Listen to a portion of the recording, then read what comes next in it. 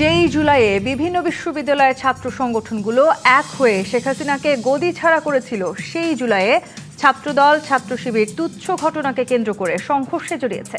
জগন্নাথ বিশ্ববিদ্যালয়, ঢাকা কলেজ, রাজধানীর বকশীবাজারে আলিয়া মাদ্রাসায় চলা দফায় দফায় এই সংঘর্ষের জন্য ছাত্রদলকে অভিযুক্ত করেছেন এনসিপি নেতারা। বলছেন, ক্যাম্পাসগুলোতে আবারও সন্ত্রাসের রাজনীতি শুরু হয়েছে। সময় থাকতে ছাত্রদলকে না থামালে তাদের পরিণতি ছাত্রলীগের চেয়েও খারাপ হবে বলে হুঁশিয়ারি দিয়েছেন বিরোধী দলে থাকা এনসিপি নেতারা। গণ অভ্যুত্থানের পর আগের মতো ক্যাম্পাসে বিশৃঙ্খলা নেই এই বলে এতদিন যারা তৃপ্তির ঢেকুর তুলেছিলেন, এবার তারাও হতাশ। বৈষম্যহীন বাংলাদেশের স্বপ্ন দেখিয়ে যারা জুলাই আন্দোলনের অগ্রভাগে ছিলেন, সেই এনসিপি নেতাদের কর্মকাণ্ড নিয়েও প্রশ্ন আছে অনেকের। কারো কারো অভিযোগ, জুলাই বিক্রি করে কিংবা একটি আসনের বিনিময়ে সব নীতি বিকিয়ে রিকশা থেকে প্রাডো গাড়িতে ঘুরে বেড়াচ্ছেন জুলাই যোদ্ধাদের অনেকে। এদিকে জামায়াতের পক্ষ থেকে বলা হচ্ছে, জুলাইকে ভুলিয়ে দেওয়ার সংগ্রাম শুরু হয়েছে। এই অপচেষ্টা জনগণকে সঙ্গে নিয়ে তছনছ করে দেওয়ার হুঁশিয়ারি দিয়েছেন দলটির আমির। 2 বছর আগে জুলাইয়ে যেই জাগরণ তৈরি হয়েছিল পুরো দেশকে বদলে দেওয়ার সম্মিলিত কণ্ঠস্বর, আজ সেই কণ্ঠেই কেন বাজছে বিভক্তির সুর?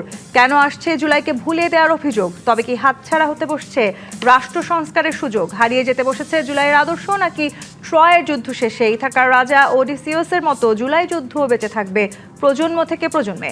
এসব নিয়ে আলোচনায় আজ রাজখান স্টুডিওতে আছেন ভিন্ন ভিন্ন অবস্থান থেকে জুলাই আন্দোলনের 3 যোদ্ধা। এনসিপির উত্তরাঞ্চলের মুখ্য সংগঠক সার্জিস আলম, জাহাঙ্গীরনগর বিশ্ববিদ্যালয়ের অধ্যাপক ডক্টর শামীমা সুলতানা এবং সিনিয়র সাংবাদিক মাসুদ কামাল। স্বাগত জানাচ্ছি আজকের রাজকাহরে। মাসুদ কামাল, শুরুতেই যেহেতু আপনাকেও আসলে আমরা বললাম যে ভিন্ন ভিন্ন অঙ্গন থেকে আপনারা সবাই জুলাইয়ে নিজেদের মতন করে কাজ করেছেন, পুরো রাষ্ট্র, পুরো বাংলাদেশ এক হয়েছিল সেই সময়টাতে।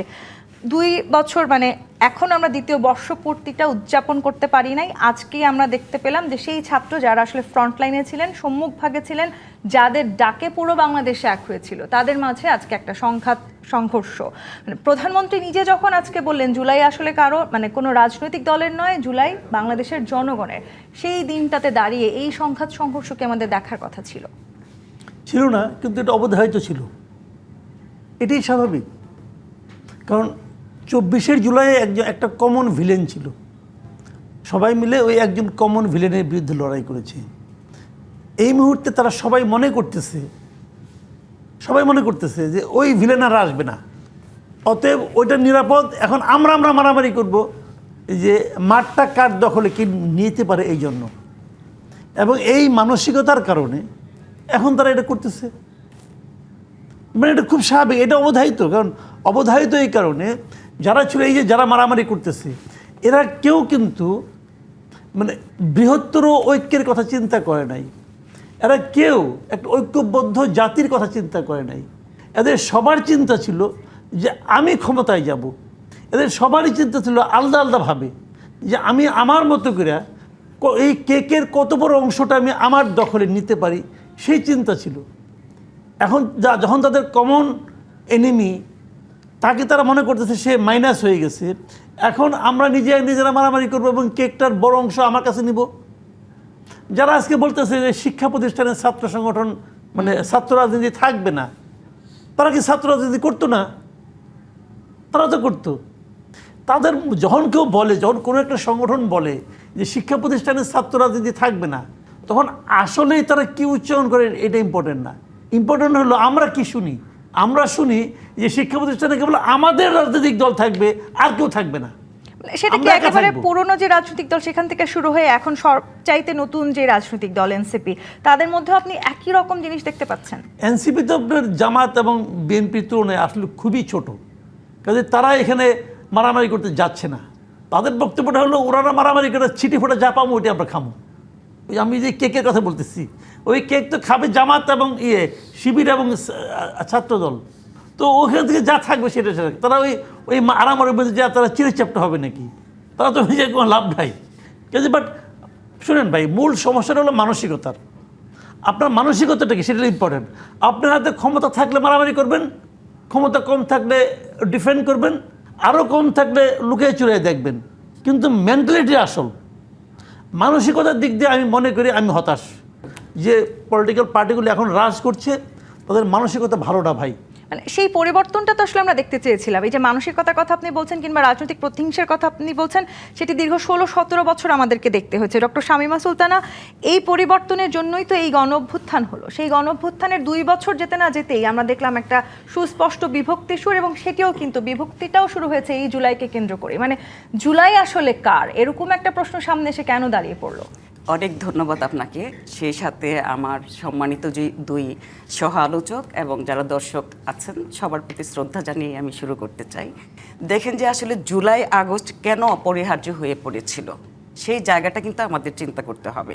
দেখেন যে গত 16-17 বছর ধরে যে ধরনের খুন, গুম, মানবাধিকার হরণ, দাম্ভিকতা, গণতান্ত্রিক অধিকার হরণ, ভোটাধিকার হরণ বলেন বা বাক স্বাধীনতা হরণ বলেন, এই সব কিছুই হয়েছিল এবং জনগণের পিঠ কিন্তু দেয়ালে ঠেকে গিয়েছিল। সেইখান থেকে সামনের দিকে এগিয়ে যাওয়ার জন্যেই কিন্তু আমাদের জুলাই আগস্টটা দরকার ছিল। দেখেন যে এটা শুরু হয়েছিল কোটা সংস্কার আন্দোলন দিয়ে, তারপরে বৈষম্য বিরোধী আন্দোলনে যায়, তারপরে আমরা দেখব যে এক দফা আন্দোলনে চলে যায়। তো এর কারণটা কি, কোটা সংস্কার আন্দোলনে যেখানে মেধাকে প্রাধান্য দেওয়ার কথা ছিল, এবং সেই জায়গাটা থেকে কিন্তু শিক্ষার্থীরা এক হয়েছিল, কিন্তু সেই একটা ন্যায্য আন্দোলনকে ঘিরে যখন ফ্যাসিস্ট বাহিনী নির্বিচারে হত্যা করা শুরু হয়, তখন সেটা আস্তে আস্তে বৈষম্য বিরোধী আন্দোলনে চলে যায় যে এই দেশে কোনো বৈষম্য থাকবে না। এবং 16 তারিখে যখন আবু সাইদকে হত্যা করা হয় এবং ওয়াসিম আকরামকে হত্যা করা হয়, তখন কিন্তু সবাই রাস্তায় নেমে আসে, তা সবাই কিন্তু বুক পেতে দেয় যে বুকের ভিতর অনেক ঝড়, বুক পেতেছি গুলি কর, এরকম একটা পরিস্থিতিতেই কিন্তু দেখা যায় আপামর জনতা আস্তে আস্তে যে শিক্ষার্থীরা, যে সমন্বয়করা নেতৃত্ব দিয়েছিল তাদের পাশে এসে দাঁড়িয়েছে এবং তারাও কিন্তু জীবন দেওয়ার জন্য প্রস্তুত হয়ে গিয়েছিল এবং সেইভাবেই কিন্তু তারা রাস্তায় নেমেছে। দেখেন সন্তানদের মারা এবং দেখেন অভিভাবকরা, আবার দেখা যায় যে একদম শিশু থেকে শুরু করে, পথ শিশু থেকে শুরু করে শ্রমিক, জনসাধারণ সবাই এসে এক কাতারে এসে দাঁড়িয়েছিল। কেন? এই বৈষম্য দূর হবে এবং যে আমরা যে ফ্যাসিস্ট সরকারের অধীনে চলে গিয়েছি, যে সরকার গঠনে যে জনগণের কোনো ভূমিকা যে থাকছে না, সেই জায়গাটাতে জবাব দেওয়ার জন্য আসলে আপামর জনতা এক কাতারে এসে দাঁড়িয়েছিল। কিন্তু দেখেন পরবর্তী সময়ে আসলে কি হয়েছে, যে আমরা 5 আগস্টের পর থেকে কিন্তু আমরা পরিবর্তন দেখলাম। যে বৈষম্য বিরোধী আন্দোলন আমরা শুরু করেছিলাম, সেই 6 আগস্ট থেকে কিন্তু বৈষম্য শুরু হয়ে গেল।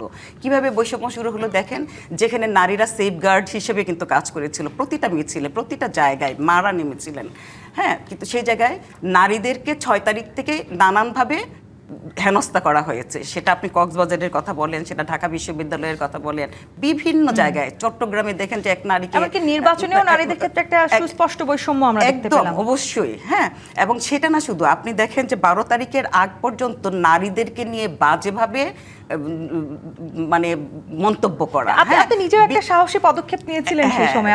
আপনি যেই ডিপার্টমেন্টের চেয়ারম্যান ছিলেন, সেই ডিপার্টমেন্ট থেকে আপনি একটি ছবি নামিয়েছিলেন এবং সেটা নিয়ে আপনাকেও নানান সময় অনেক রকমের ট্রলের শিকার হতে হয়েছে। একদম দেখেন আপনি যে যখন এই ছবিটা কেন আমি নামিয়েছিলাম, দেখেন এই প্রেক্ষাপটে কিন্তু নামিয়েছিলাম, দেখলাম যে একটা স্বাধীন বাংলাদেশে একটা ন্যায্য আন্দোলনকে কেন্দ্র করে সেই সময়ের সরকার যেভাবে দেশটাকে রণক্ষেত্রে পরিণত করেছিল, আমার মনে হয়েছিল যেভাবে একদম 4 বছরের বাচ্চা থেকে শুরু করে একদম 70 বছরের বৃদ্ধ পর্যন্ত যার হাত থেকে রেহাই পাচ্ছে না, এবং হেলিকপ্টার থেকে গুলি করা এবং বাড়ি তাক করে গুলি করা, আমার মনে হয়েছিল যে যার হাতে এত রক্তের দাগ লেগে গিয়েছে, এই যে এত ঘটনা, ডক্টর শামীমা সুলতানা, এই ঘটনার পরে আসলে 24কে ভুলে যাওয়ার কোনো সুযোগ কি বাংলাদেশের আছে, বাঙালিদের আছে? দেখেন এখানে একটা নতুন নতুন বয়ান তৈরি হচ্ছে। আমার কথা হলো যে দেখেন বাংলাদেশে 52-র যেমন মূল্য আছে নিজের অস্তিত্ব রক্ষার জন্যে, এবং দেখেন 69-এর মূল্য আছে, 71-এর মূল্য আছে একটি স্বাধীন সার্বভৌম রাষ্ট্র গঠনের ক্ষেত্রে, 90-এর মূল্য আছে, সেটা একটা গণ অভ্যুত্থান তৈরি হয়েছিল। সেই গণ অভ্যুত্থানের চেয়েও আমি বলি যে এইটা আরও বেশি, মানে কি বলবো, যে মানুষের সমাগমটা হয়েছিল, অনেক বেশি মানুষ রাস্তায় নেমে এসেছিল এবং সেটার মূল্যটা দিতে হয়েছে কিন্তু দেখা যায় যে মানে হাজারের উপরের জীবন দিয়ে। সেটি আসলে ভুলে যাওয়ার সুযোগ তো নাই বাংলাদেশে। সেটা ভুলে যাওয়ার কথা কারা বলে, এই বয়ানটা কারা তৈরি করে? এই বয়ানটা তারাই তৈরি করে যারা এই জুলাইটাকে ব্যক্তি স্বার্থে বা গোষ্ঠী স্বার্থে ব্যবহার করতে চায়। 2 বছর যেতে না যেতেই আসলে জুলাইকে ব্যবহার করার অভিযোগ উঠলো। সার্জিস আলম, একটু অন্যভাবে শুরু করি, প্রাডো গাড়িতে চড়েন? এটা আমি আসলে আপনাকে প্রশ্ন করতাম, এনসিপির কে প্রাডো গাড়িতে চড়ে, এটার উত্তর আপনি দেন। মানে এই অভিযোগটা আসলে না, বিভিন্ন এটা অন্যান্য না, না, আপনাদের না, যারা আপনারা- রাজনৈতিক দলে আছেন তারা এই অভিযোগ আওয়ামী লীগের করেছেন। একটা অভিযোগ তো আপনি এরকম একটা ফর্মাল জায়গায় বলতে পারেন না। আমি আমার 2 বছরের ইতিহাসে বলতে পারবো না যে এনসিপির কেউ প্রাডো গাড়িতে চড়ে। না, শুধু আওয়ামী লীগের অভিযোগ না, কিন্তু এটা মানে এবারে যারা না, সেই এটা তো সময় minimum জুলাই যোদ্ধা সত্যতা হিসেবে থাকতে নিজেদেরকে হবে। দাবি করেন তারাও অনেকে বলেছেন, এমনকি বিশেষ করে হাসনাতের নাম এসছে কিংবা সেই সময় আসিফ মাহমুদ, সজীব ভুঁইয়া তাদের নাম এসছে যে তারা এখন কোটিপতি হয়েছেন। মানে ছাত্র আপনারা যখন ডাক দিয়েছেন পুরো বাংলাদেশ এক হয়েছে, কেউ বোধহয় ঘরে থাকতে পারেন নাই, আপনাদের একটা ডাকে সবাই নিজের মাঠে নেমেছেন এবং মা তার সন্তানকে নিয়ে নেমেছেন, শিশু সন্তানকে নিয়ে নেমেছেন। সেই জায়গাটিতে আপনাদের কাছে আমাদের যে আকাশ সম প্রত্যাশা, আমরা সেই প্রত্যাশার জায়গাটিকে আকাশেই রাখতে চাইছিলাম, সেটি কি এখনো আছে? থাকবে যদি হচ্ছে আসলে কি মানে আমাদের এখন সোশ্যাল মিডিয়ার যুগে আমরা খুব স্বাভাবিকভাবে বিভিন্ন তথ্য ক্রস চেক না করে সে তথ্যটাকে একেবারে সত্য ধরে যদি আগাই তাহলে একটু সমস্যা। কারণ কয়েকদিন আগে আমি একটা রিপোর্ট দেখছিলাম যেখানে প্রায় 1 মাসের মধ্যে 300টা মিথ্যা ফটোকার্ড জনাব তারেক রহমানকে নিয়ে, প্রায় 280টা মিথ্যা ফটোকার্ড জামাতের আমিরকে নিয়ে, প্রায় 250 মিথ্যা ফটোকার্ড হচ্ছে নাহিদ ইসলামকে নিয়ে। এখন এই মুহূর্তে সোশ্যাল মিডিয়ায় বিএনপির যতগুলো আইডি বা পেজ আছে তার চেয়ে বেশি আইডি বা পেজ চালায় হচ্ছে আওয়ামী লীগ। এটা হচ্ছে তাদের ইনভেস্টমেন্ট, কারণ তারা মাঠ পর্যায়ে পলিটিক্সটা করতে পারতেছে না, তারা অনলাইনে তাদের পাচারকৃত টাকাগুলো দিয়ে এই কাজগুলো করে। এখন এটাকে ওই ফটোকার্ডগুলোর বেসিসে আমি গতকালকে একটা পেজে লক্ষ্য করছিলাম, তাদের তৃণমূল নাম পেজটার, আমাকে নিয়ে সর্বশেষ যে 10টা ফটোকার্ড ছাপানো হয়েছে ওই 10টার মধ্যে 9টা স্টেটমেন্ট আমি আমার লাইফে কোনো দিন দেই নাই, কিন্তু তারা স্টেটমেন্ট আমার নামে দিয়েছে এবং নিচে লিখেছে সমন্বয়ক সার্জিস আলম, জুলাই যোদ্ধা সার্জিস আলম, এরকম করে শুধু একটা আমার দেওয়া। তাহলে এজেন্ডা ভিত্তিক এই ধরনের অনেক কিছু হয়, কিন্তু সেটাকে আমরা মানে ওই রকম কোনো একটা কিছুকে আমরা সত্য ধরে এভাবে যদি আনি এবং এই রকম একটা ফর্মাল জায়গা থেকে যখন যাবে তখন এটা আসলে এই প্রোপাগান্ডাটা আরো এস্টাবলিশ হবে। হ্যাঁ, আমি শেষ করি। তো আমি আমার জায়গা থেকে যতটুকু জানি আমি আপনাকে বলি, এনসিপির এখন 6 জন এমপি আছেন নির্বাচিত, 2 জন হচ্ছেন নারী সংরক্ষিত আসনের। এই 6 জন এমপির মধ্যে 6 জনই রেন্টে কারের গাড়ি ব্যবহার করেন, কারণ তাদের প্রয়োজন মুভ করার জন্য। একজন এমপিকে তো আমরা সিএনজি অটোরিকশা করে সংসদে যেতে এবং এমনকি আমি আপনাকে এটা পর্যন্ত বলি, আজকে থেকে 2 দিন আগে নাহিদ ইসলাম আমাকে হচ্ছে জানিয়েছেন যে 7 দিনের জন্য একটা গাড়ি ম্যানেজ করা পসিবল হবে কিনা, কারণ তার যে রেন্টে কারের গাড়িটা ছিল এটাতে একটু সমস্যা হয়েছে, তাকে পাঠিয়ে দিতে হয়েছে। এই কয়েকদিন তার কাছে কোনো গাড়ি নেই। এটা হচ্ছে এনসিপির আহ্বায়ক বিরোধী দলীয় চিফ হুইপের অবস্থা। এখন ব্যাপারটা হচ্ছে, ইভেন আপনি ধরেন হাসনাতের কথা বলেন, আমি একদম নাম ধরেই বলতেছি, সার্জিসের কথা বলেন, নাসিরউদ্দিন পাটোয়ারি, আক্তার হোসেন, এই প্রত্যেকটা মানুষের বিরুদ্ধে এখন তো এনসিপির কোনো সরকার টরকার কোনো কিছু নাই। আমরা আহ্বান জানাবো বিএনপি তার সকল যত ধরনের প্রতিষ্ঠান আছে, গোয়েন্দা সংস্থা, তদন্ত সংস্থা, দুদক, এগুলোকে ব্যবহার করে তারা তাদের মতো করে প্রত্যেকের যা আমলনামা আছে একটু যাচাই করুক, অন্তত আর্থিক জায়গাটা যদি কিছু পায় তারা ব্যবস্থা গ্রহণ করুক। এটা আমাদের জায়গা মাসুদ থেকে কামাল একটি কথা বলছিলেন, মানে সেই সময়ে আসলে আমরা যে ঐক্যবদ্ধভাবে ছিলাম, ঠিক 2 বছর পরে সে আজকের যে সংঘাত সংঘর্ষ সেটা অনেকটাই অবধারিত ছিল, কারণ ক্ষমতায় যাবার চেষ্টাটাই মূল ছিল। মানে আপনাদের ক্ষেত্রেও কি শুধুই ক্ষমতায় যাবার চেষ্টাটা মূল ছিল? না, ব্যাপারটা হচ্ছে কি, আসলে দেখেন আমি আরেকটা শব্দ আপনার দ্বিমত ছিল ওইটাও অ্যাড করি, তারপরে এটা যেহেতু অ্যাড করলাম, আরেকটা শব্দ ছিল হচ্ছে জুলাই বিক্রি করা। দেখেন আসলে মানে জুলাই বিক্রি করার মতো কোনো কিছু না, এটা এমন কিছু না যেটাকে আপনি কেজি দরে মন দরে বিক্রি করে কোনো কিছু পাবেন। বরং এখানে যারাই বিভিন্নভাবে এটার যদি সবচেয়ে বড় সুবিধাভোগী হয় না, আপনি ক্ষমতার জায়গা থেকে ধরেন, তাহলে বিএনপি। যে যত বড় দল সে তত বড় মানে সুবিধাভোগী এই জুলাইয়ের। একে বিএনপি সরকার গঠন করেছে, তারা এখন দেশ চালাচ্ছে, যদি অভ্যুত্থান না হতো তারা এই স্বপ্নও দেখতে পারতো না যে এটা কখনো হতো কিনা। এরপরে বড় দল হিসেবে জামায়াত তাদের জায়গা থেকে বিরোধী দল হয়েছে, তারা রাজনীতি করতে পারতো কিনা এটা নিয়েও সন্দিহান অবস্থায় ছিল। আওয়ামী লীগ টিকে গেলে তাদের রাজনীতি নিষিদ্ধ হয়ে যেত, হয়ে গিয়েছিল। তাদের সাথে আবার আপনারা রাজনৈতিকভাবে ঐক্যবদ্ধ হলেন। এবং না, এটা তো আমরা নির্বাচনী জোট করেছি, এই জোট তো বিএনপিও 30 বছর করেছে। সো আমাদেরকে বলার আগে 30 বার বিএনপিকে বলতে হবে, আমাদের তো 1 বছর এখনো হয় নাই। এবং যে জিনিসটা বলছিলাম যে এইখানে ধরেন নাহিদ ইসলামরা বা এখানে যারা আমরা নতুন করে রাজনীতি করছি, এটা আমাদের কোনো উপরই পাওনা না, এটা অর্জন করে নেওয়া। কারণ ওই 5ই আগস্ট সফল না হলে আবার সবচেয়ে বেশি ভুক্তভোগী এই মানুষগুলোকে হইতে হইতো, হয়তো কেউ সারা জীবনের জন্য গুমের শিকার হইতো, হয়তো কাউকে রাষ্ট্রদ্রোহিতার অভিযোগে মৃত্যুদণ্ড দেওয়া হইতো। সো এটা আসলে ওই ত্যাগের মধ্য দিয়ে অর্জন করে নেওয়া, অতটুকু রিস্কের মধ্য দিয়ে অর্জন করে নেওয়া।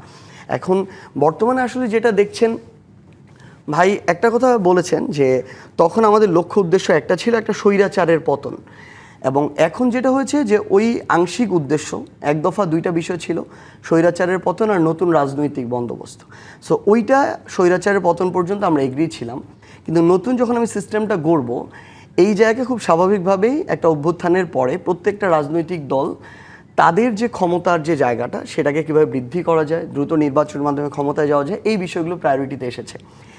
আমরা এনসিপি আমাদের জায়গা থেকে যখন দেখেছি যে প্রথমবারই এনসিপি একটা রাজনৈতিক দল 1 বছরও হয় নাই, তাদের আসলে এখনও মাঠ পর্যায়ে অতটুকু সাংগঠনিক ভিত্তি তৈরি হওয়া টাফ, যেটার মধ্য দিয়ে তারা আসন জিতে আসবে 10টা 20টা। সো আমাদের জোট করতেই হতো আমরা সংসদে প্রতিনিধিত্বের জন্য। এখন আমরা প্রথমে বিএনপির সাথেই কথা বলেছি, একটা ডেমোক্রেটিক পার্টি সেই জায়গা থেকে। তো যেটা হয়েছে, আমরা যখন দেখি তাদের সাথে কথা বলে যে তাদের মূল উদ্দেশ্য নির্বাচনটা, সিস্টেমগুলোর সংস্কারটা না, তারা যখন আমরা জিজ্ঞাসা করি যে আপনি গণভোট হলে রায়টা বাস্তবায়ন করবেন কিনা, অধ্যাদেশগুলোকে আইনে পরিণত করবেন কিনা, তখন যখন আমরা তাদের ওইরকম প্রপার কোনো উত্তর পাই না, তখন আমাদের মনে সন্দেহ তৈরি হয়। আবার আমরা সংসদে যখন প্রতিনিধিত্ব করতে যাব, তখন শুধু 2-4 জন ব্যক্তি না, বরং একটা দল হিসেবে 10, 20, 30 বছরের চিন্তাকে সামনে রেখে ওই জায়গায় যখন আমার বিএনপির সাথে রেসপেক্টফুল একটা আলোচনা হবে না, তারা যখন শুধু 2-4 জন ব্যক্তিকে প্রায়োরিটি দিয়ে নিয়ে যেতে চাইবে, দলকে না, তখনও আমার তার সাথে এই আলোচনাটা হবে না। এমনকি সর্বশেষ থার্ড লেয়ারে আমরা যখন দেখি যে তারা এই নিশ্চয়তা দিতে পারছে না যে তাদের সাথে যে কয়েকজনের আমাদের জোটের একটা অ্যালায়েন্সের আলোচনা হবে, ওই কয়েকটা জায়গায়ও তাদের বিদ্রোহী প্রার্থী থাকবে কি থাকবে না এই নিশ্চয়তা তারা দিতে পারছে না। সো তখন সামগ্রিকভাবে এই সংস্কারের ম্যান্ডেট সহ এবং মাঠ পর্যায়ের যে সেন্টিমেন্ট, এই সেন্টিমেন্টটা হচ্ছে সকল অপকর্মের এগেনস্টের সেন্টিমেন্ট। খুব গুরুত্বপূর্ণ একটা কথা আপনি বলেছেন। হ্যাঁ, তো এই সকল অপকর্মের বিরুদ্ধে যখন সেন্টিমেন্টটা, আপনি মাঠ পর্যায়ে খোঁজ নেবেন ফেয়ার জায়গা থেকে, আমরা যে কোনো দলের চিন্তা না করি, যেগুলোর কারণে মানুষ বিরক্ত বা যে অভিযোগগুলো আসে সাধারণ মানুষের থেকে, মানুষের উপর জুলুম শোষণের, এগুলোর সাথে শুধু এখন না, মানে নির্বাচনের পরে না, নির্বাচনের আগেও বড় দল হিসেবে মোর ম্যান পাওয়ার থাকার কারণে বিএনপি এই জায়গাটাতে বেশি জড়িত ছিল। দ্যাটস ওয়াই আমাদের জোটটা ফাইনালি এখানে গিয়েছে, এটা একটা নির্বাচনী জোট হিসেবে। মাসুদ কামাল, এই যে সবচেয়ে বেশি সুবিধাভোগী জুলাইকে ঘিরে আসলে বিএনপি হয়েছে, কারণ তারা সবচাইতে বড় রাজনৈতিক দল এই মুহূর্তে এবং তারা সরকারে আছে, সেটি আসলে একটা নতুন বন্দোবস্তে দাঁড়ানোর কথা তো আমরা বলেছিলাম 24-এ। সেই নতুন বন্দোবস্তে তো তার মানে এখন আমাদের দাঁড়িয়ে থাকার কথা ছিল। আমরা কি সেই নতুন বন্দোবস্তে দাঁড়িয়ে আছি কি না, এই প্রশ্নে একটা বিরতিতে যেতে চাই। জি25 ইস্পাত নিবেদিত রাজকাহন থেকে বিরতি নিয়ে ফিরছি, সাথেই থাকুন। জি25 ইস্পাত নিবেদিত রাজকাহন দেখছেন। মাসুদ কামাল, যেই নয়া বন্দোবস্তের কথা আমরা শুনেছি 24-এর গণঅভ্যুত্থানে, সেই নয়া বন্দোবস্তে আমরা হয়তো এখন আমাদের দাঁড়িয়ে থাকার কথা, সেই জায়গাটিতে দাঁড়িয়ে মানে এই 2 বছর যেতে না যেতে জুলাই চেতনা বিক্রির মতো গুরুতর অভিযোগ আমাদেরকে শুনতে হচ্ছে। জুলাই সনদ নিয়ে সুস্পষ্ট এক ধরনের রাজনৈতিক মতো পার্থক্য তৈরি হচ্ছে, এটি কি আসলে হওয়ার কথা ছিল? নয়া বন্দোবস্ত যেটা জিনিসটা, এই শব্দটা আমি আসলে বুঝি না এই কারণে জুলাই আন্দোলনের সময় আমি গত 3-4 দিন ধরে না বাসায় বসে বসে খালি এই পুরো জুলাই মাস এবং অগাস্টের 5 তারিখ পর্যন্ত পত্রপত্র এগুলো দেখতেছি। 3-4 দিন ধরে রিলিজিয়াসলি কাজ টাইম করতেছি যে আসলে এই সময়ে এই শব্দগুলি উচ্চারিত আদৌ হয়েছে কিনা। তো নয়া বন্দোবস্ত আসলে আমার কাছে এখনও ক্লিয়ার না। আমি অপেক্ষা করছিলাম এনসিপি যখন পলিটিক্যাল পার্টি হলো তখন তারা আমাদেরকে দেখাবে যে রাজনীতির নয়া বন্দোবস্তটা কী। আমি খুবই আশা করছিলাম, কিন্তু সেখানেও আমি নতুন কিছু দেখতে পাই নাই। কিছু অশোভন কথাবার্তা ছাড়া আর কোনো কিছু তারা দেখাতে পারে নাই। শেষ পর্যন্ত আমি ধরে নিছি যে এটাই বোধহয় নয়া বন্দোবস্ত, যে অশ্লীল কথাবার্তা বলবো, উচ্চারণযোগ্য নয় এমন কথাবার্তা বলবো, এটাই বোধহয় নয়া বন্দোবস্ত। এছাড়া আর কিছু এনসিপি গতানুগতিক ধারাতেই রাজনীতি করেছে গত এই সময়টাতে। আর বিএনপি তো নয়া বন্দোবস্তের কথা বলেও নাই। তারা কি বলেছে কখনো আমরা নয়া বন্দোবস্ত করব? তো বিএনপি কাছ থেকে নয়া বন্দোবস্ত আশা করেন কেন? বিএনপি তো তার স্টাইলে পলিটিক্স করতেছে। জামায়াত ইসলামী তো নিজেদেরকে নানান সময় পরিবর্তনের কথা জামায়াত বলেছে, ইসলাম তো নয়া বন্দোবস্তের কথা বলে নাই। জামায়াত ইসলাম তার পলিটিক্স করতেছে। জামায়াত ইসলামের যে আদর্শ, যে লক্ষ্য, তারা সেখান থেকে এক চুল সরছে। জামায়াত ইসলামের গিয়ে মধ্যে জামায়াত ইসলাম অথবা বিএনপির কি গঠনতন্ত্র পরিবর্তন হয়েছে? বলছে যে আমি এই গঠনতন্ত্র করতেছি। তারা পুরানো স্টাইলেই আছে।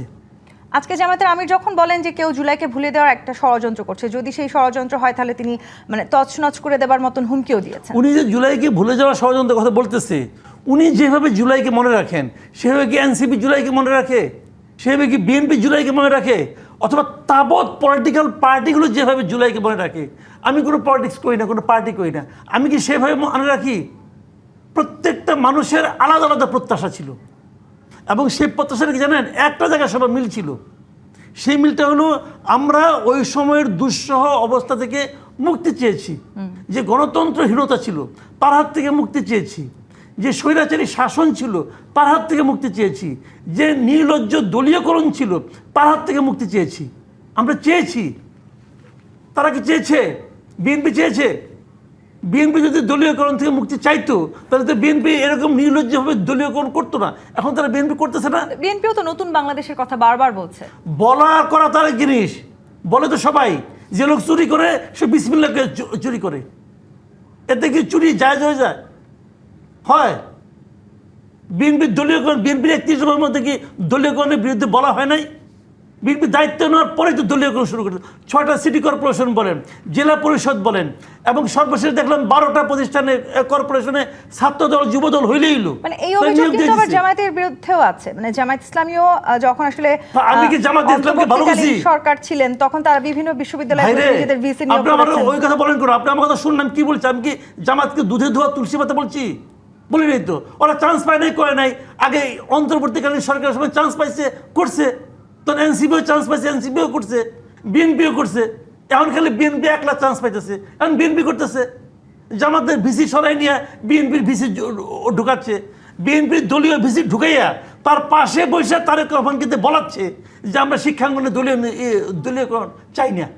ঢাকা ইউনিভার্সিটি যে তারেক রহমান বলে নাই আমি শিক্ষাঙ্গনে দলীয়করণ চাই না, তার পাশে যে লোকটা বসে আসলো ভিসি, সে কি দলীয় লোক না? ইউজিসি চেয়ারম্যান দলীয় লোক না? ভাই এগুলি বলতে দেন, বললে কিছু হয়ে যায় না। নতুন বন্দোবস্ত দাঁড়িয়ে এখন আসলে আমরা আপনি বলবেন যে এটা নতুন বন্দোবস্ত, কিন্তু এটাকে আমি নতুন বন্দোবস্ত বলি না, কারণ আওয়ামী লীগ এই কাজই করতো।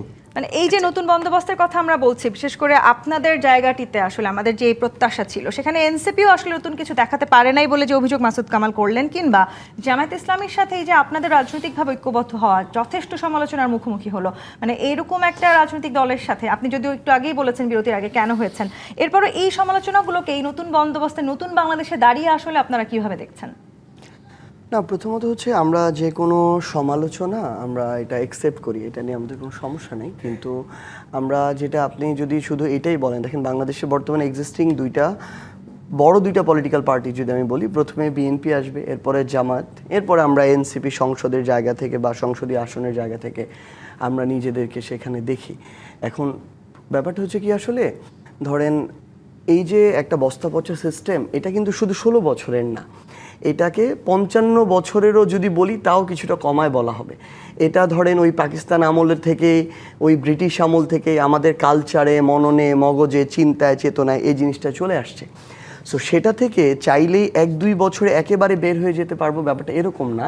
বরং আমরা মনে করি এই যে আমরা নতুন একটা নিউ পলিটিক্স চাচ্ছি, এটা চাইলেও 1-2 বছরে আমরা ওই জিনিসটাকে এখানে সামনে নিয়ে চলে আসতে পারবো না। কারণ পুরাতন রাজনীতির সুবিধাভোগী অসংখ্য মানুষ আছে, অসংখ্য প্রতিষ্ঠান আছে, ব্যক্তি আছে, এই ধরনের গোষ্ঠী আছে যারা ওটা সুবিধাভোগী, যারা চাইলেও আমার এই নতুন এটাকে আসতে দিতে চাইবে না, পিছুটান তৈরি করবে। এখন আপনি দেখেন কি কি পরিবর্তন, ছোট যেটা শুধু ধারাটা সূচিত হয়েছে।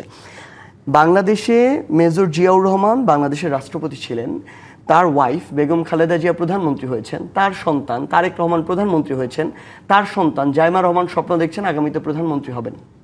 অপরদিকে আবার দেখেন শেখ মুজিবুর রহমান বাংলাদেশের রাষ্ট্রপতি ছিলেন, তার সন্তান শেখ হাসিনা প্রধানমন্ত্রী ছিলেন, তার সন্তান জয়ও একসময় স্বপ্ন দেখেছেন, পুতুলও স্বপ্ন দেখেছেন। এর বাইরে এই দুইটা দলে সেকেন্ড কোনো পার্সন স্বপ্ন দেখাটাকে অভিশাপ মনে করতো, অপরাধ মনে করতো।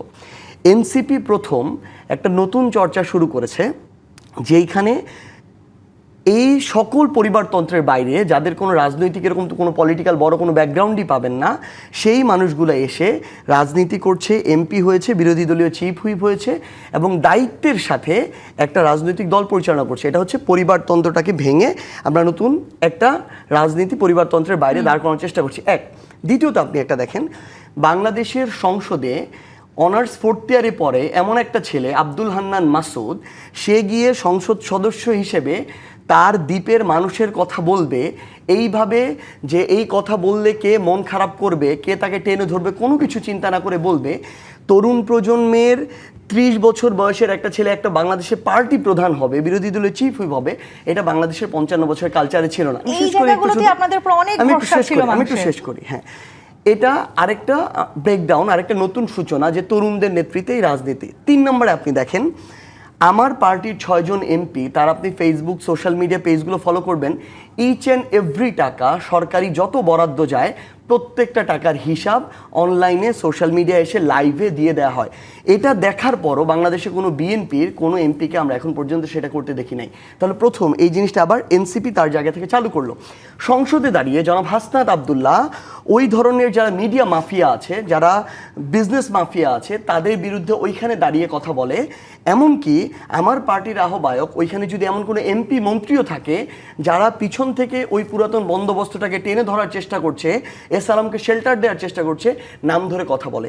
এটাই আসলে মাঝে মাঝে আমাদের যেটা হয় আর কি, ভাইদের পছন্দ হয় না, এটাকে অশোভন মনে হয়। কিন্তু আমরা মনে করি আমরা যদি এটা না করতে পারি তাহলে ওই আগের যে কালচারটা ছিল ঘুরে ফিরে ওইটা আলাদা কিছু হইল না। শব্দ রাজনৈতিক জায়গাটিতে বেশ হ্যাঁ, গুরুত্বপূর্ণ, আমি আসছি, যেটা ওটাতে আপনারা আসছি, আমি জনপ্রতিনিধিত্ব আসছি। করছেন।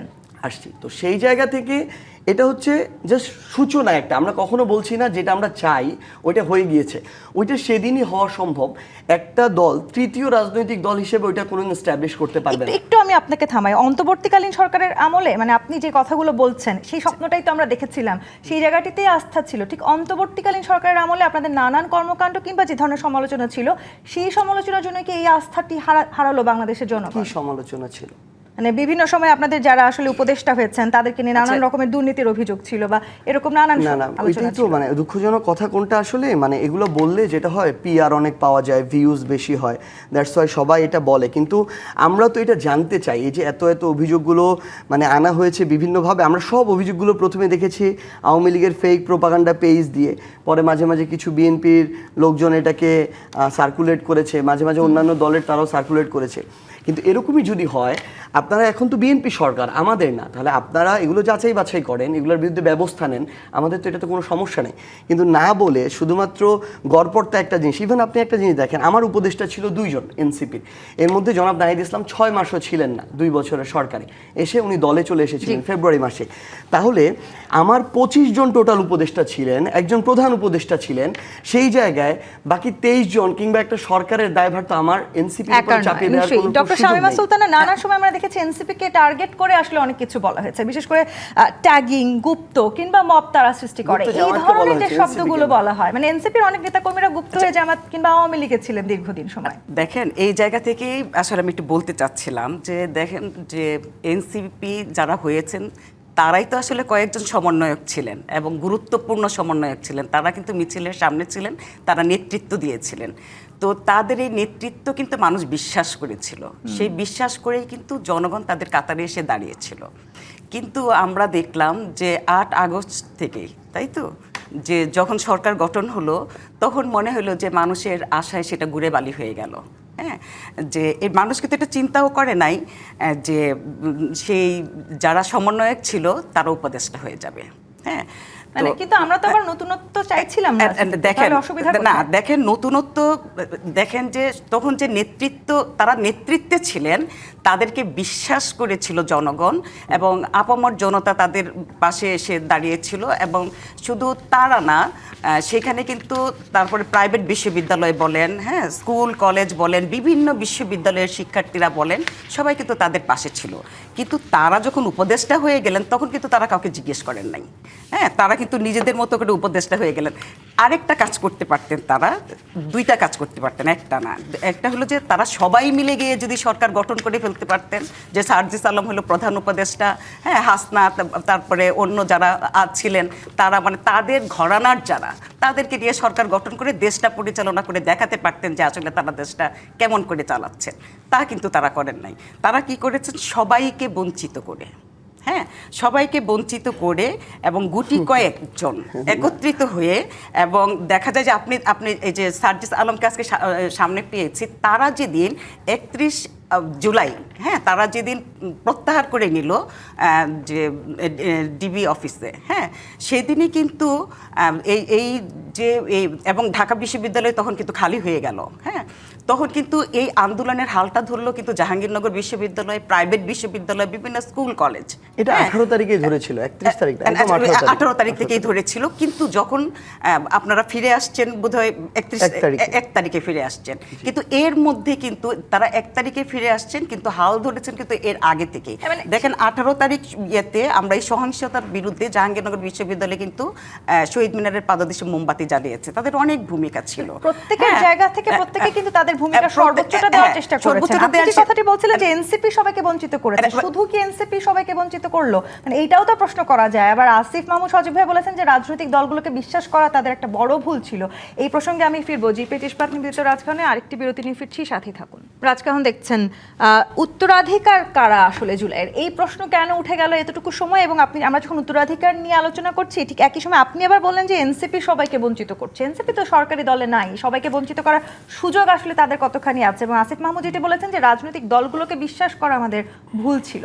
দেখেন, এর একটু আগে থেকে বলি, সেটা হলো যে তাদেরকে কিন্তু মানুষ বিশ্বাস করেছিল, যারা সমন্বয়ক ছিল, যারা নেতৃত্ব দিয়েছিল, এবং তাদের পাশে এসে কিন্তু দল মত, হ্যাঁ, জাতির নির্বিশেষে তাদের সঙ্গে এসে কিন্তু দাঁড়িয়েছে, হ্যাঁ।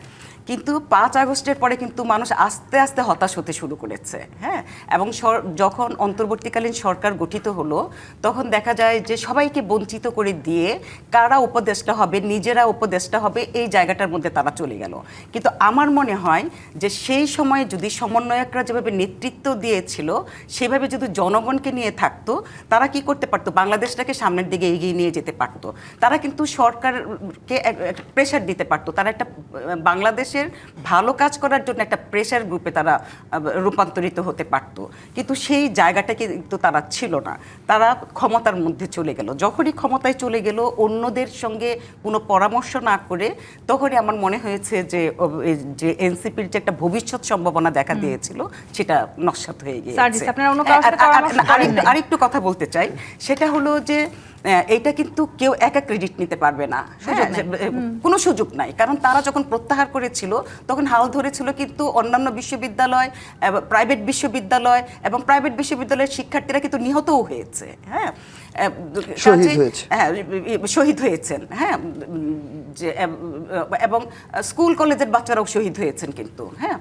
তো সেই জায়গা থেকে আমার মনে হয় যে তাদের অনেক দায়বদ্ধতা ছিল, হ্যাঁ, যে তাদের নেতৃত্ব সবাই এক জায়গায় হচ্ছে, তাদেরকে বিশ্বাস করেছে, তাদের সেই ডাকেই কিন্তু আসলে সবাই এক জায়গায় হয়েছিল, হ্যাঁ। এবং এইটা কিন্তু একটা সুযোগ ছিল, হ্যাঁ। কারণ সেই সুযোগটা তাহলে আপনারা কেন হারালেন সার্জিস? এবং আপনারা আসলে কারো কথা শোনেন নাই বা কারোর সাথে আলোচনা করেন নাই যে অভিযোগটা করলেন? প্রথমত হচ্ছে আমি কয়েকটা জায়গায় ম্যামের সাথে একটু দ্বিমত করি আর কি, খুবই পোলাইটলি দ্বিমত করি। সেটা হচ্ছে 5ই আগস্টে যখন শেখ হাসিনা পালিয়ে যাওয়ার খবরটা নিশ্চিত হলো, বিকালবেলা প্রথমে ভিডিও কনফারেন্সে সমন্বয়কদের মধ্যে নাহিদ ইসলাম, আসিফ মাহমুদ থেকে শুরু করে তারা সরাসরি তারেক রহমানের সাথে ভিডিও কনফারেন্সে যুক্ত হয়। কারণ তার যে বাংলাদেশের ওই মুহূর্তে সবচেয়ে বড় রাজনৈতিক দল বিএনপি সেটা আছে, তিনি ওই দলের ভারপ্রাপ্ত চেয়ারম্যান। তিনি সাথে সাথে বলেন যে তারা কোনো বিপ্লবী সরকারকেও মানবে না, কোনো জাতীয় সরকারের অংশ হবে না, সহযোগিতা করবে না। তারা একটা অন্তর্বর্তীকালীন সরকার চায়, যে সরকার 3 মাসের মতো থাকবে, একটা নির্বাচন দিবে, এরপরে চলে যাবে। সো আমরা খুব স্বাভাবিকভাবেই বিএনপি, আমরা অবশ্যই তারা আমাদের এই অভ্যুত্থানের গুরুত্বপূর্ণ স্টেক হোল্ডার। এখন এত বড় একটা অংশকে বাদ দিয়ে তো একটা সরকার গঠন করলে আরেকটা নৈরাজ্য তৈরি হবে। সেই জায়গা থেকে অন্তর্বর্তীকালীন সরকারের দিকে যেতে হলো। এবং এই অন্তর্বর্তীকালীন সরকার যার উপদেষ্টা ছিল, বিএনপি নাম দিয়েছে, সেই জায়গায় জামায়াত নাম দিয়েছে, আর্মি নাম দিয়েছে, এনসিপির তখন যারা সমন্বয়করা তাদের কিছু পছন্দের মানুষ ছিল, সেখানে সিভিল সোসাইটি থেকে মানুষ ছিল, ডক্টর ইউনূসও কিছু মানুষের নাম দিয়েছে। যারা উপদেষ্টা হয়েছে একজনও ছিল না যেটার বিরুদ্ধে বিএনপির দ্বিমত ছিল, কিংবা জামায়াতের ছিল, কিংবা এনসিপির। ওই মানুষগুলোকেই দেওয়া হয়েছে যাদের বিরুদ্ধে কারো দ্বিমত নাই, এবং সবার এখানে মানুষ ছিল। এখন সবচেয়ে বড় জিনিসটা আমি বলছি, আমি যাচ্ছি, হ্যাঁ, মানে ওইটাই ব্যাপারটা হচ্ছে। দেখেন, আমি এখন ওইটা বলতেছি, এনসিপির তাও 1-2 জন, মানে যারা এখন এনসিপিতে আছে, ছিল বলেই আমি মনে করি যে আমার সংস্কার নিয়ে এত কথা হয়েছে, ছিল বলেই একটা জুলাই সনদের আমি রোডম্যাপ পাইছি, ছিল বলেই সংবিধান সংস্কার পরিষদ হয়েছে, ছিল বলেই গণভোট হয়েছে, গণভোটে 70% মানুষ ম্যান্ডেট দিছে। এত কিছুর পর এই চাপটা তৈরি হয়েছে শুধুমাত্র এনসিপির প্রতিনিধিরা ওখানে ছিল বলে। যদি না থাকতো, এটা আমরা মনে করি, এই ধরনের কোনো জুলাই সনদ হইতো না, সংবিধান সংস্কার কমিশনও হইতো না, কোনো গণভোটও হইতো না। বিএনপি 3 থেকে 6 মাসের মধ্যে একটা নির্বাচন নিয়ে এই কারণে এই 3 মাস সরকারে থাকার কথা ছিল, সেটা 2 বছর থাকলো। 3 থেকে 6 মাসের মধ্যে বিএনপি একটা শুধু নির্বাচন নিত, তারপর যেরকম বাংলাদেশ ছিল আগের মতো ওইরকম চালাইতো। এখন তো আমি তো বিএনপিকে প্রেশারাইজ করতে পারি যে আমার এই গণভোট, যেটা মানুষ 70% রায় দিয়েছে, আপনি এই সংস্কারগুলো বাস্তবায়ন করেন। তখন তো সেটাও করতে না। আপা যেটা বলছে যে প্রেশার গ্রুপ, এইরকম প্রেশার গ্রুপ বাংলাদেশের 100টা আছে, এইরকম প্রেশার গ্রুপ দিয়ে কাজ হয় না। আমরা যখন বুঝলাম 6 মাস যাওয়ার পরে যে বিএনপি যখন এই ধরনের মানে শুধুমাত্র ক্ষমতায় যাওয়াটাকে সামনে প্রায়োরিটি দিচ্ছে, কোনো ধরনের সংস্কার টংস্কার তাদের মাথায় কিচ্ছু নাই, জনগণ মাথায় নাই, এগুলো শুধু মুখের বুলি, তখন আমাদেরকে পলিটিক্যাল পার্টিকে ফাইট দেওয়ার জন্য আরেকটা পলিটিক্যাল পার্টি গড়তে হইলো। না হলে তো আমাদের পলিটিক্যাল পার্টি গড়ার কোনো প্রয়োজন ছিল না। আমরা যখন দেখলাম আপনাদেরকে গিলে খাচ্ছে এমন অভিযোগ আছে, পলিটিক্যাল পার্টি, আমরা তো নিজেরাই একটা এনসিপি হিসেবে পলিটিক্যাল পার্টি হিসেবে এসেছি, এবং আমরা মনে করি যে আমাদের অন্তত 10 বছর ফাইট করতে হবে একটা পলিটিক্যাল পার্টি হিসেবে ওই ভিত্তিটা তৈরি করা। আমি একটু শেষ করি। তো ব্যাপারটা হচ্ছে কি, আসলে এই অভ্যুত্থানের পর থেকে শুরু করে এখন পর্যন্ত যেই দলের সক্ষমতা সবচেয়ে বেশি ছিল, সেই দল সবচেয়ে বেশি যেই জিনিসটা আদায় করে নেওয়ার বিভিন্ন জায়গা থেকে এটা করে নিয়েছে। এবং আপনি একটা জিনিস দেখেন, বিএনপি তাদের জায়গা থেকে এই অন্তর্বর্তীকালীন সরকার যতটুকু করা দরকার ছিল ততটুকু যদি করতে না পারে, তার জন্য যদি সবচেয়ে বেশি আমরা দেই যে যারা পিছু টান তৈরি করেছে, আমি বিএনপিকে দিব। বিএনপির এই 6 মাসে আপনি একটা আন্দোলন দেখাইতে পারবেন না যে শাহবাগ ব্লক করে রাখছে, কিন্তু 6 মাসে ইন্টারিমের সময় 200টা আন্দোলন এরকম হয়েছে যেটা দিয়ে রাস্তাঘাট ব্লক করে রাখছে, তাদেরকে ফাংশন করতে দেওয়া হয় না। সেটার ব্যর্থতাটা কার? সেটার ব্যর্থতাটা কার ছিল? না, এটা আমাদের দেখেন সমন্বয়কদের অবশ্যই কিভাবে অবশ্যই দেখেন যে আমার মনে হয় যে রাজনৈতিক যে ধারাটা, সেই ধারাটাই তো তখন নষ্ট হয়ে গিয়েছে। কিভাবে? আপনারা দেখেন যে আপনারা উপদেষ্টাতে ছিলেন, আপনারা রাস্তায় ছিলেন, এবং আমরা জানতাম যে সেই অন্তর্বর্তীকালীন সরকার আপনারাই পরিচালনা করছেন। আমরা কেন পরিচালনা করব? এবং তাহলে ডক্টর ইউনূস তো তাহলে লন্ডনে যাওয়ার কথা ছিল না, গিয়ে তারেক রহমানকে বাংলাদেশের অগ্রিম প্রধানমন্ত্রী বানিয়ে দেয়। না, ওইটাই। ইভেন আপনি দেখেন তারেক রহমান, বা সেটা তো পরের কথা। আপনি দেখেন যে এরপরে যে ধরনের মব হয়েছে, যে ধরনের যে মানে নানান ধরনের, যে ধরনের যে শিক্ষকদেরকে করা মাজার ভাঙ্গা, হ্যাঁ, এটা কারা করেছে? যারাই করুক, এই দায় তো আমাকে বিএনপি করেছে, এই দায় তো আপনি আমাকে দিতে পারেন না, জামাত করেছে, এই দায় আমাকে দিতে পারেন না। শুনেন, কিন্তু যেটা বললাম যে আপনাদের উপর কিন্তু জনগণ আস্থা রাখতে চেয়েছিল। আপনারা দেখেন, আস্থা রাখবেন, আপনি পাওয়ারও দিবেন না। 2 জন উপদেষ্টা গেছে, সেটা নিয়ে আপনাদের ঘুম হারাম, সেটাই সবচেয়ে বড় ভুল ছিল। আবার আপনি তাহলে আমরা কিভাবে পরিবর্তন করব? আপনি পাওয়ারও দিতে চান না, আবার আমাকে দ্বারা পরিবর্তন করতে চান। তখনই হয়ে যেত আপনারা যদি ওই মোহটাতে না পড়ে, ওই চেয়ারের মোহটাতে না পড়ে। ছেড়ে আসছে নাহিদ ইসলাম। আরে সেটা তো অনেক পরের ঘটনা। শুনেন, নাহিদ কখন ছেড়ে আসছে? যখন সে ভেবেছে যে নতুন দল করবে, তখন সে ছেড়ে আসছে। বা যখন সে ভাবলো যে না, এবার আমার এমপি হতে হবে, তখন সে ছেড়ে আসছে। অবশ্যই আমি আপনাকে বলি, যখন সে এমপি না হতে চেয়েছিল, না আসিফ তো ইলেকশনও করে না, শুনেন, করতে তো চেয়েছিল, ইলেকশনও করে, হ্যাঁ করতে চেয়েছিল, করে নাই তো। শুনেন, করে নাই কি, সেই হয়তো পরিস্থিতিটা তৈরি করতে পারে নাই, সেজন্য করতে পারে নাই। হ্যাঁ, সে তো এখনো নির্বাচন করতে চায়। সবকিছু ঘুরে ফিরে গিয়ে সেই ক্ষমতার লোভে আমি বলি কি, আপনাদেরকে বলার কারণটা হলো, শুনেন, আপনাদেরকে বলার কারণটা হলো এই জন্যই, কারণ আপনাদের উপর মানুষের আশাটা ছিল অনেক। কিন্তু আপনারা আশা হতো করেছেন। মানে হ্যাঁ, আশাটা ট্রু, এটা আশাটা ছিল, কিন্তু সমস্যা হচ্ছে কি, এই মানুষেরাই 5 আগস্টের পরে কেউ বিএনপিতে বিভক্ত হয়েছে, কেউ জামাতে বিভক্ত হয়েছে, কেউ স্বতন্ত্রতে গিয়েছে, কেউ বাম দলে গিয়েছে, কেউ শিক্ষক হিসেবে ফিরে গিয়েছে, কেউ এনসিপি হয়েছে। ঠিক আছে, কিন্তু দেখেন যে আপনারা ইচ্ছা করলে অনেক জায়গাটাকে রক্ষা করতে পারতেন। হ্যাঁ, এই যে মাজার ভাঙ্গা, এই যে কবর তুলে আনা, যে আপনাদের কাজ না, কিন্তু আপনাদের, আমি একটু মাসুদ কামালের কাছে যাই। তখন তো মনে হয়েছিল প্রশাসন আপনারা চালাচ্ছেন, না আমরা কেন আপনাদের প্রভাব ছিল। আসলে কি সবকিছু মানে সব দোষী কি এনসিপি নতুন দল বলে তাদের উপর বর্তায়? সুযোগ নেই, কি আবার বলেন? সব দোষী কি সত্যি নতুন দোষ, মানে নতুন দল বলে এনসিপির উপরেই বর্তায়? মানে সেই সুযোগও কি আছে? আমি তো ওই সময়ের ঘটনা, অন্তর্বর্তীকালীন সময়ের ঘটনাগুলিতে আমি এনসিপির উপরে কোনো দায় দেই না। ছোট দল, ওরা কি করবে? এনসিপি যে সাফল্যগুলো আপনারা দেখছেন, এনসিপি ওই সময় যে চাপগুলি দিয়েছে, ওগুলো তো বেসিক্যালি অন্তর্বর্তীকালীন সরকারের হয়ে দিয়েছে। অন্তর্বর্তীকালীন সরকার বলেছে চাপ ধরে চাপ দিছে। এনসিপি কি এত শক্তি ছিল? মানে যে আওয়ামী লীগকে অন্তর্বর্তীকালীন নিষিদ্ধ সরকারেরই করে অংশ দিবে ছিল। আমি বলছি আপনাকে, আপনি আমার বলতে দেন। এনসিপি অত শক্তি ছিল না, এনসিপি অত বড় দল কখনোই ছিল না। ওই সময় যেগুলো হয়েছে, অন্তর্বর্তীকালীন সরকার যেগুলি বলেছে এনসিপি এগুলি করেছে, এবং তার মধ্যে যেগুলোতে বিএনপি বাগড়া দিয়েছে ওগুলো এনসিপি করতে পারে নাই।